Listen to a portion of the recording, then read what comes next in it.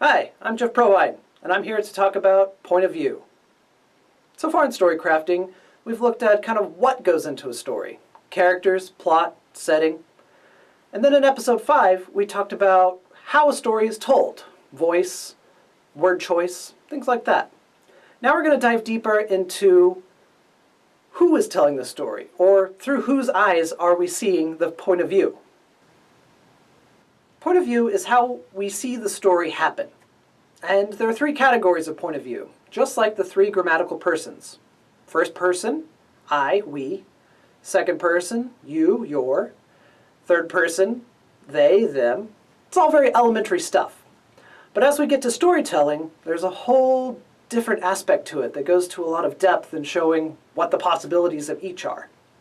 So for first person, we have a narrator, I, who's going in and telling us the story that happened. Second person, the action's happening directly to the audience. They're making the decisions, like the old Choose Your Own Adventure books. Third person is where we watch the action unravel as we follow these characters along. Third person is clearly most popular these days, but there's a lot to be said about the other 2 as well. First person point of view is a great way to engage the emotions of your audience. If you've ever sat down and listened to a great storyteller, you could really feel the emotional experience as they tell it to you. If something funny happens, they could make you laugh until you cry. Or you could be weeping with the same broken heart that they had. Or maybe you're sitting on the edge of your seat in anticipation, wanting to know, will they make it out okay? When logically, of course they made it out okay. They're here telling the story to you right now. So most first-person point of view is told in past tense. This is something that's happened to them, and now they're here telling you about it. Some more experimental fiction gives first person in present tense. This is as it's happening, and you're experiencing it with them, kind of holding your hand as you're going through this. It's a great way to really shake things up and make your story stand out. First person point of view also gives the benefit of the interior monologue, the thoughts and reflections of the narrator in the story. Think about Dr. Watson and Sherlock Holmes, writing about their adventures after the fact. The reader discovers the clues right along with the main characters. They might unravel the mystery for themselves, or be surprised with a twist, just like Dr. Watson when Sherlock Holmes explains how everything happened. Here's Dr. Watson's thoughts when comparing his own detection abilities with those of Sherlock's in The Red-Headed League. I trust that I am not more dense than my neighbors, but I was always oppressed with a sense of my own stupidity in my dealings with Sherlock Holmes. Here I had heard what he heard, had seen what he had seen, and yet from his words it was evident that he saw clearly not only what had happened, but what was about to happen, while to me the whole business was still confused and grotesque. There's no real action here, but it is an interesting thought, and something people are excited to read. Writing in second person is generally related to technical manuals or instructions. Insert tab A into slot B. However, things really changed in the 1980s with the big advent of Choose Your Own Adventure novels. This is where you're going through a story and the audience is experiencing it through the second person. At the end of each chapter, you get to this choose to go into the haunted forest and turn to page 20, or choose to go in the haunted house, go to page 40, and you see whether you live or die as you go through it. To this day, these game books are very popular, and electronic ones even allow you to modify your characters, kind of like a role-playing game, so that each experience is a little bit different. Here's an example from On Being Told That Her Second Husband Has Taken His First Lover, from Tess Schlesinger.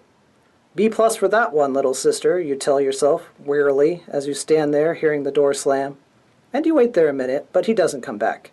He isn't coming back. And if he were going to telephone you from the corner drugstore, he would have done it by now. And you walk back past the laden table, and you do not sweep the cups and saucers off the table, nor do you scream, nor do you turn on the gas, nor do you telephone the boy that used to take you dancing, though you think of all these things. Nor do you fall in a heap sobbing on the empty bed, though that is what you thought you wanted to do. You merely stand at the kitchen sink, letting the hot water run to grow hotter, and you say to the cold walls reproachfully, "Oh, Dill, Dill. Oh, Jimsy, Jimsy." Just like a lot of first person is in past tense, but can be done well in present tense, second person is usually done in present tense, but also can work well in past tense, kind of showing a reflection upon these things that had happened. Third person is, again, the most popular way to write. Maybe this is because we can see the action happening. It's a little voyeuristic.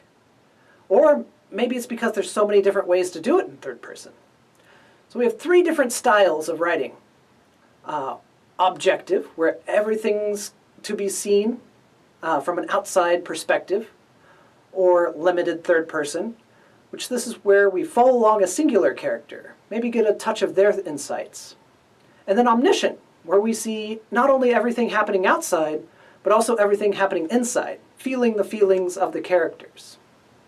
Using the third person objective is like having a camera that follows the story along and we see it unfold with strong description. It's a very journalistic way of writing, just the facts. This in turn will give your story a great deal of realism. For an example of this realism, here's a clip from Ayn Rand's Atlas Shrugged, which is great for its distant point of view, giving a lot of perspectives with very limited emotional impact. Two men held a white silk ribbon stretched across the track in front of the engine. They were the superintendent of the Colorado division and Neely chief's engineer, who had remained on the job. Eddie Willers was to cut the ribbon they held and thus open the new line. The photographers posed him carefully, scissors in hand, his back to the engine. He would repeat the ceremony 2 or 3 times, they explained, to give them a choice of shots. They had a fresh bolt of ribbon ready. He was about to comply and then stopped. "No," he said suddenly, "it's not going to be phony." In a voice of quiet authority, the voice of a vice president, he ordered, pointing at the cameras, "Stand back, way back. Take 1 shot when I cut it, and then get out of the way. Fast." It's almost like an in-depth magazine article, except it keeps the flavor of fiction with all the unnecessary details omitted. Another kind of third person follows a singular character from the outside. This is called limited third person, also sometimes called subjective third person or deep third person. This is a good mixture of having this outward realism, experiencing things in a factual manner, but also seeing their emotions and reactions from it. It's kind of a best of both worlds. This kind of storytelling is very popular today, as it has been since the advent of the novel. Here's a bit from Alice in Wonderland to show what it can do. "But who is to give the prizes?" quite a chorus of voices asked. "Why, she, of course," said the dodo, pointing to Alice with one finger, and the whole party at once crowded around her, calling out in a confused way, "Prizes! Prizes!" Alice had no idea what to do, and in despair, she put her hand into her pocket and pulled out a box of comfits, and handed these around as prizes. There was exactly 1 apiece all around. "But she must have a prize herself, you know," said the mouse. "Of course," the dodo replied very gravely. "What else have you got in your pocket?" he went on, turning to Alice. "Only a thimble," Alice said sadly. "Hand it over here," said the dodo. Then they all crowded round her once more, while the dodo solemnly presented the thimble, saying, "We beg your acceptance of this elegant thimble." And, when it had finished the short speech, they all cheered. Alice thought the whole thing very absurd, but they all looked so grave that she did not dare to laugh. And, as she could not think of anything to say, she simply bowed, took the thimble, looking as solemn as she could. Third-person limited point of view can be very handy when you want to have more than one point of view. As you're following different characters around at different parts of the stories, you can see different perspectives. Maybe this is because of like a different time or place that it's happening, or maybe this is because different people have different information and you want to have a big twist or surprise. Whatever the case, this is a great point of view in which you can tell a different part of the story in different sections and unravel it in whole new ways than if you just had one singular point of view. If you want to tell anything and everything about the story, this is where third-person omniscient can do what you need. So it will give all the details and descriptions of the outside, the smells and sounds, as well as everybody's reactions to what's happening, all of the emotional impacts on every single character, whoever you need. Here's a look at all of the characters' feelings when Piggy gets his glasses smashed in Lord of the Flies by William Golding. Jack made a move toward Piggy, who scrambled away till a great rock lay between them. He thrust his head over the top and glared at Jack through his one flashing glass. "Now I only got one eye, just you wait." Jack mimicked the whine and scramble. "Just you wait, yeah." Piggy and the parody were so funny that the hunters began to laugh. Jack felt encouraged. He went on scrambling and the laughter rose to a gale of hysteria. Unwillingly, Ralph felt his lips twitch. He was angry with himself for giving way. With all this information floating around, things can get pretty confusing. This is probably why novelists have largely turned away from third-person omniscient, instead wanting to focus on the emotions of a singular character, and get a little bit of that first-person touch. However, what really makes third-person awesome is its potential for dramatic irony. This is when the audience knows information that the characters don't. Think about all the scary movies where the heroine is casually getting ready for bed, even though the audience knows that the serial killer is in the closet just waiting for the lights to turn out, and then there's a lot to experiment with when it comes to point of view. Check out episode 6.1 for tips on how to pick the best point of view for your story, and some tips for experimentation on maybe a little ways to play with it. One last thought on point of view. Once you get into a particular viewpoint, do not break it. You don't want to have a story go along following a singular character and then suddenly you switch gears and completely talk about somebody else.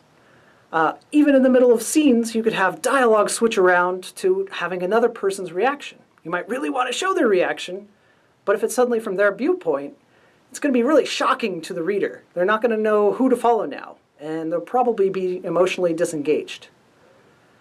When you do need to switch viewpoints, do so at chapters or some other kind of good break. For example on this, take Game of Thrones by George R.R. Martin. This is a huge tale that takes place across the entire continent of Westeros, or even over the narrow sea to another continent. Many, many different viewpoint characters with many, many different perspectives, and even changes in voice.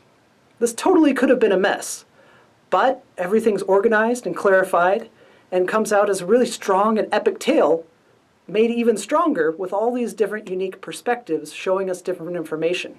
That's the power of viewpoint. The anthology I was in for this episode is Krampusnacht, 12 Nights of Krampus from Worldweaver Press. This anthology plays with the mythological Krampus from nations on the east side of the Alps. While Santa is so jolly and gives gifts to good children at Christmas, Krampus comes for the bad children with whips and chains. If kids are really, really bad, he stuffs them in his wicker basket to be dragged away into the night, never to be seen again.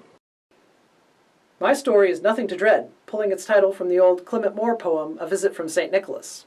Just like in the poem, this is Krampus going along on Christmas Eve, visiting all the children for their beatings. This version of the story takes place from Krampus's perspective, as he is trapped by a little boy named Jacob. So we could have seen it from Jacob's perspective, building this trap and planning and then seeing the result. But it's more shocking to see it from Krampus, who has it sprung upon him, and then we get a stronger emotional reaction. These are the things you can do with viewpoint. Writers, keep writing.